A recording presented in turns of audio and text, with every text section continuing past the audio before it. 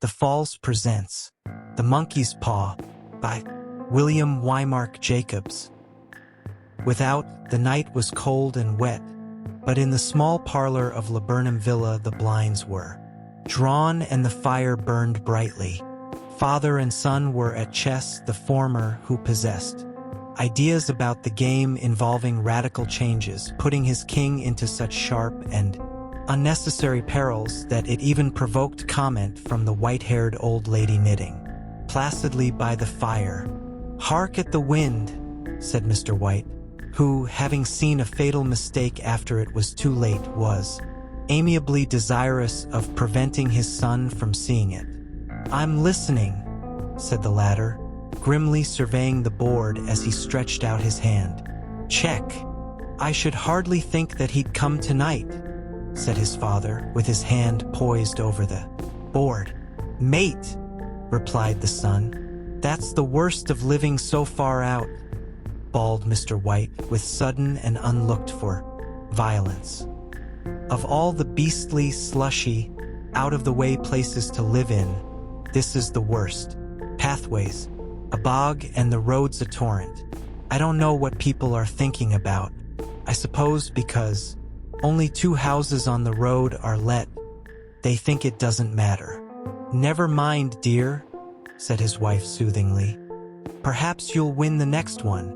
Mr. White looked up sharply, just in time to intercept a knowing glance between mother and son. The words died away on his lips, and he hid a guilty grin in his thin gray beard. "There he is," said Herbert White, as the gate banged to loudly and heavy footsteps came toward the door. The old man rose with hospitable haste, and opening the door, was heard condoling with the new arrival. The new arrival also condoled with himself, so that Mrs. White said, "Tut, tut," and coughed gently as her husband entered the room, followed by a tall burly man, beady of eye and rubicund of visage. "Sergeant Major Morris," he said, introducing him. The sergeant major shook hands, and taking the proffered seat by the fire, watched contentedly, while his host got out whiskey and tumblers and stood a small copper kettle on the fire. At the 3rd glass his eyes got brighter, and he began to talk the little family circle regarding, with eager interest, this visitor from distant parts, as he squared his broad shoulders in the chair, and spoke of strange scenes and doughty deeds, of wars and plagues and strange peoples. 21 years of it," said Mr. White, nodding at his wife and son. "When he went away, he was a slip of a youth in the warehouse. Now look at him." "He don't look to have taken much harm," said Mrs. White politely. "I'd like to go to India myself," said the old man. "Just to look round a bit, you know." "Better where you are," said the sergeant major, shaking his head. He put down the empty glass and, sighing softly, shook it again. "I should like to see those old temples and fakirs and jugglers," said the old man. "What was that you started telling me the other day about a monkey's paw or something, Morris?" "Nothing," said the soldier hastily. "Leastways, nothing worth hearing." "Monkey's paw?" said Mrs. White curiously. "Well, it's just a bit of what you might call magic, perhaps," said the sergeant major off-handedly. His 3 listeners leaned forward eagerly. The visitor absent-mindedly put his empty glass to his lips and then set it down again. His host filled it for him. "To look at," said the sergeant major, fumbling in his pocket. "It's just an ordinary little paw, dried to a mummy." He took something out of his pocket and proffered it. Mrs. White drew back with a grimace, but her son, taking it, examined it curiously. "And what is there special about it?" inquired Mr. White, as he took it from his son and, having examined it, placed it upon the table. "It had a spell put on it by an old fakir," said the sergeant major. "A very holy man. He wanted to show that fate ruled people's lives. and that those who interfered with it did so to their sorrow. He put a spell on it so that 3 separate men could each have 3 wishes from it. His manner was so impressive that his hearers were conscious that their light laughter jarred somewhat. "Well, why don't you have 3, sir?" said Herbert White cleverly. The soldier regarded him in the way that middle age is wont to regard presumptuous youth. "I have," he said quietly, and his blotchy face whitened. "And did you really have the 3 wishes granted?" asked Mrs. White. "I did," said the sergeant major, and his glass tapped against his strong teeth. "And has anybody else wished?" inquired the old lady. "The first man had his 3 wishes, yes," was the reply. "I don't know what the first 2 were, but the 3rd was for death. That's how I got the paw." His tones were so grave that a hush fell upon the group. "If you've had your 3 wishes, it's no good to you now then, Morris," said the old man at last. "What do you keep it for?" The soldier shook his head. "Fancy, I suppose," he said slowly. "If you could have another 3 wishes," said the old man, eyeing him keenly, "would you have them?" "I don't know," said the other. "I don't know." He took the paw and, dangling it between his front finger and thumb, suddenly threw it upon the fire. White, with a slight cry, stooped down and snatched it off.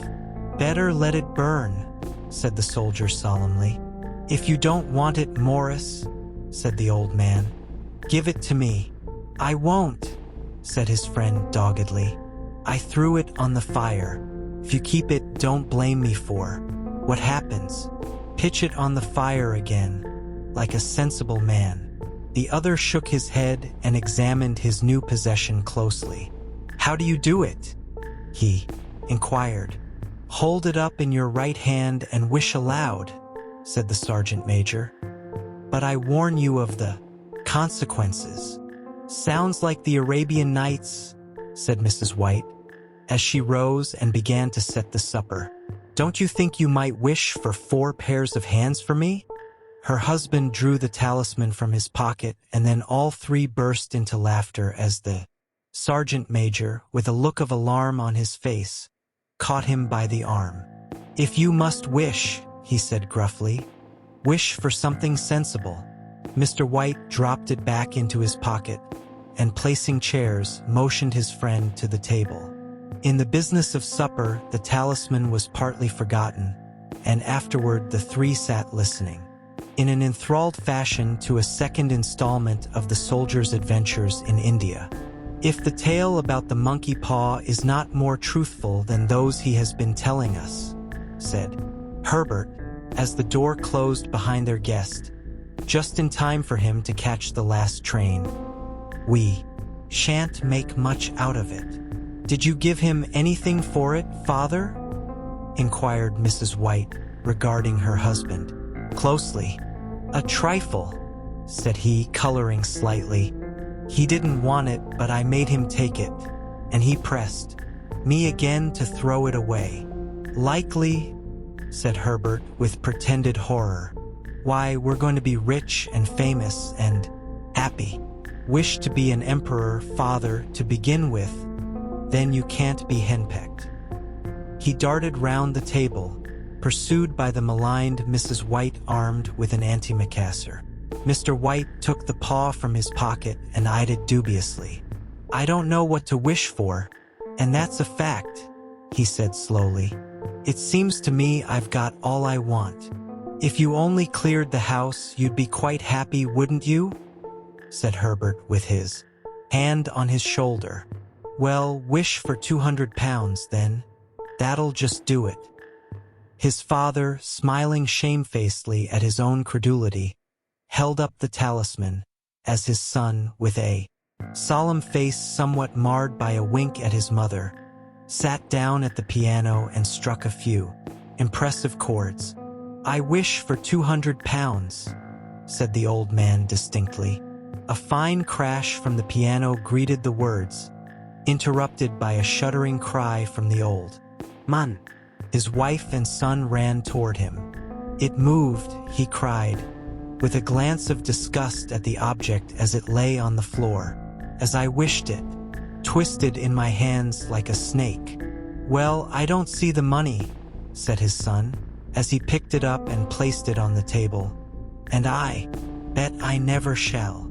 "It must have been your fancy, father," said his wife, regarding him anxiously. He shook his head.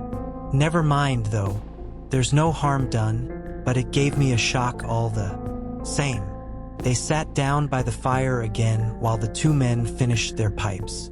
Outside, the wind was higher than ever, and the old man started nervously at the sound of a door banging upstairs. Silence unusual and depressing settled upon all three, which lasted until the old couple rose to retire for the night. "I expect you'll find the cash tied up in a big bag in the middle of your bed," said Herbert as he bade them good night. "And something horrible squatting up on top of the wardrobe, watching you as you pocket your ill-gotten gains." He sat alone in the darkness, gazing at the dying fire and seeing faces in it. The last face was so horrible and so simian that he gazed at it in amazement. It got so vivid that, with a little uneasy laugh, he felt on the table for a glass containing a little water to throw over it. His hand grasped the monkey's paw, and with a little shiver he wiped his hand on his coat and went up to bed. And the brightness of the wintry sun next morning, as it streamed over the breakfast table, Herbert laughed at his fears. There was an air of prosaic wholesomeness about the room which it had lacked on the previous night, and the dirty, shriveled little paw was pitched on the sideboard, with a carelessness which betokened no great belief in its virtues. "I suppose all old soldiers are the same," said Mrs. White. "The idea of our listening to such nonsense! How could wishes be granted in these days? And if they could, how could £200 hurt you, father? Might drop on his head from the sky," said the frivolous Herbert. "Morris said the things happened so naturally," said his father, "that you might, if you so wished, attribute it to coincidence." "Well, don't break into the money before I come back," said Herbert as he rose from the table. "I'm afraid it'll turn you into a mean, avaricious man, and we shall have to disown you." His mother laughed, and following him to the door, watched him down the road and, returning to the breakfast table, was very happy at the expense of her husband's credulity, all of which did not prevent her from scurrying to the door at the postman's knock, nor prevent her from referring somewhat shortly to retired sergeant majors of bibulous habits when she found that the post brought a tailor's bill. "Herbert will have some more of his funny remarks, I expect, when he comes home," she said, as they sat at dinner. "I dare say," said Mr. White, pouring himself out some beer. "But for all that, the thing moved in my hand, that I'll swear to." "You thought it did," said the old lady soothingly. "I say it did," replied the other. "There was no thought about it. I had just what's the matter?" His wife made no reply. She was watching the mysterious movements of a man outside, who, peering in an undecided fashion at the house, appeared to be trying to make up his mind to enter. In mental connection with the £200, she noticed that the stranger was well dressed and wore a silk hat of glossy newness. 3 times he paused at the gate and then walked on again. The 4th time he stood with his hand upon it, and then with sudden resolution flung it open and walked up the path. Mrs. White at the same moment placed her hands behind her, and hurriedly unfastening the strings of her apron, put that useful article of apparel beneath the cushion of her chair. She brought the stranger, who seemed ill at ease, into the room. He gazed at her furtively, and listened in a preoccupied fashion as the old lady apologized for the appearance of the room. and her husband's coat, a garment which he usually reserved for the garden. She then waited as patiently as her sex would permit for him to broach his business, but he was at first strangely silent. "I was asked to call," he said at last, and stooped and picked a piece of cotton from his trousers. "I come from Ma and Megan's." The old lady started. "Is anything the matter?" she asked breathlessly. "Has anything happened to Herbert? What is it? What is it?" Her husband interposed. There, mother," he said hastily. "Sit down and don't jump to conclusions. You've not brought bad news, I'm sure, sir," and he eyed the other wistfully. "I'm sorry," began the visitor. "Is he hurt?" demanded the mother. The visitor bowed in assent. "Badly hurt," he said quietly, "but he is not in any pain." "Oh, thank God," said the old woman, clasping her hands. "Thank God for that. Thank—" She broke off suddenly as the sinister meaning of the assurance dawned upon her, and she saw the awful confirmation of her fears in the other's averted face. She caught her breath and, turning to her slower-witted husband, laid her trembling old hand upon his. There was a long silence. "He was caught in the machinery," said the visitor at length in a low voice.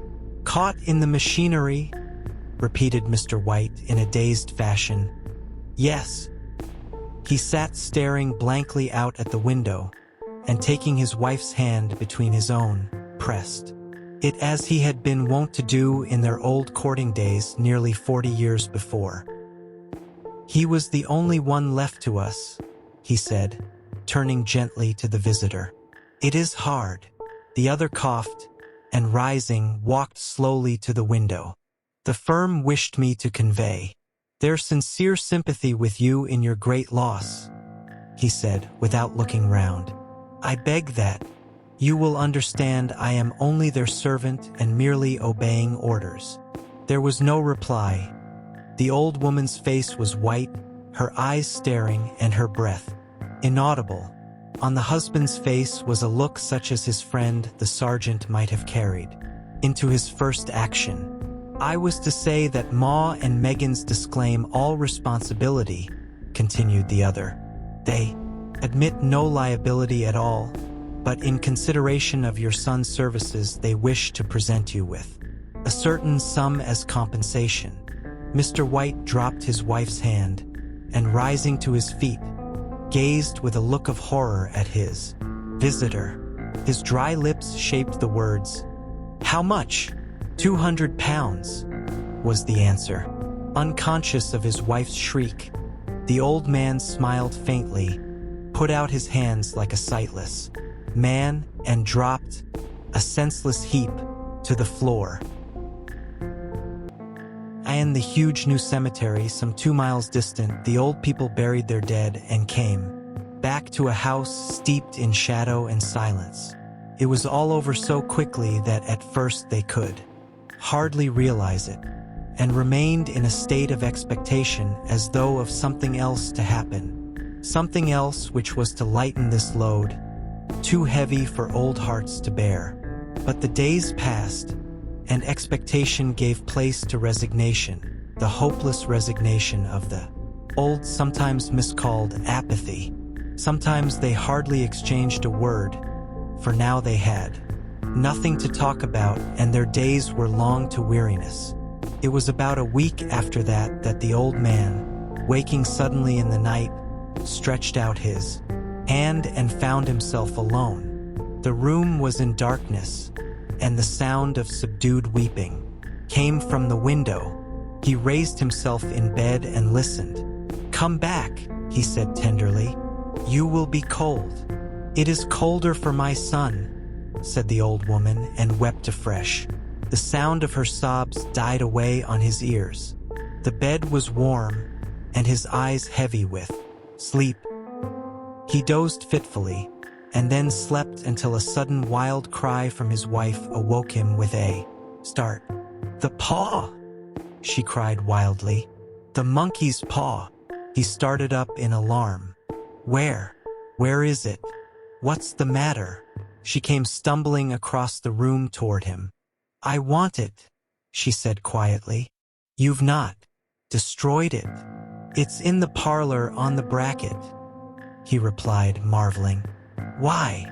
She cried and laughed together, and bending over, kissed his cheek. I only just thought of it, she said hysterically. Why didn't I think of it before? Why didn't you think of it? Think of what? He questioned. The other 2 wishes, she replied rapidly. We've only had one. Was not that enough? He demanded fiercely. No, she cried triumphantly. We'll have one more. Go down and get it quickly and wish our boy alive again. The man sat up in bed and flung the bedclothes from his quaking limbs. Good God, you are mad, he cried aghast. Get it? She panted. Get it quickly and wish. Oh, my boy, my boy. Her husband struck a match and lit the candle. Get back to bed, he said unsteadily. You don't know what you are saying. We had the first wish granted, said the old woman feverishly. Why not the second? A coincidence, stammered the old man. Go and get it and wish, cried the old woman, quivering with excitement. The old man turned and regarded her, and his voice shook. He has been dead 10 days, and, besides I would not tell you else. But I could only recognize him by his clothing. If he was too terrible for you to see then, how now? Bring him back, cried the old woman, and dragged him toward the door. Do you think I fear the child I have nursed? He went down in the darkness and felt his way to the parlor and then to the mantelpiece. The talisman was in its place, and a horrible fear that the unspoken wish might bring his mutilated son before him ere he could escape from the room seized upon him, and he caught his breath as he found that he had lost the direction of the door. His brow cold with sweat, he felt his way round the table and groped along the wall until he found himself in the small passage, with the unwholesome thing in his hand. Even his wife's face seemed changed as he entered the room. It was white and expectant, and, to his fears, seemed to have an unnatural look upon it. He was afraid of her. Wish, she cried, in a strong voice. It is foolish and wicked, he faltered. Wish, repeated his wife. He raised his hand. I wish my son alive again. The talisman fell to the floor, and he regarded it fearfully. Then he sank trembling into a chair, as the old woman, with burning eyes, walked to the window and raised the blind. He sat until he was chilled with the cold, glancing occasionally at the figure of the old woman. Peering through the window, the candle end, which had burnt below the rim of the china candlestick, was throwing pulsating shadows on the ceiling and walls, until, with a flicker larger than the rest, it expired. The old man, with an unspeakable sense of relief at the failure of the talisman, crept back to his bed, and a minute or two afterward the old woman came silently and apathetically beside him. Neither spoke, but both lay silently listening to the ticking of the clock. A stair creaked and a squeaky mouse scurried noisily through the wall.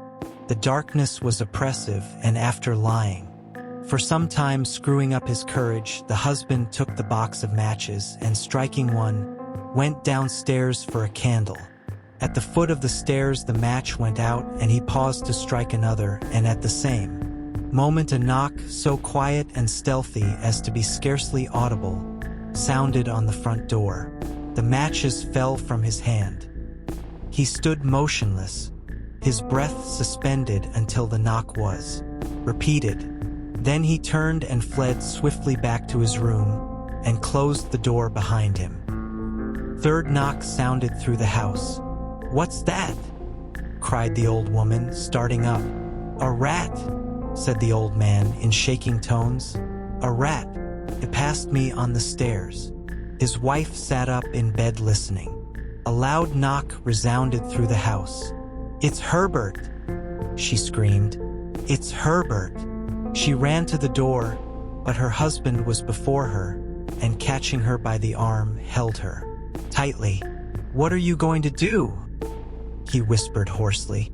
"It's my boy. It's Herbert," she cried, struggling mechanically. "I forgot it was 2 miles away. What are you holding me for? Let go. I must open the door. For God's sake, don't let it in," cried the old man, trembling. "You're afraid of your own son," she cried, struggling. "Let me go. I'm coming, Herbert. I'm coming."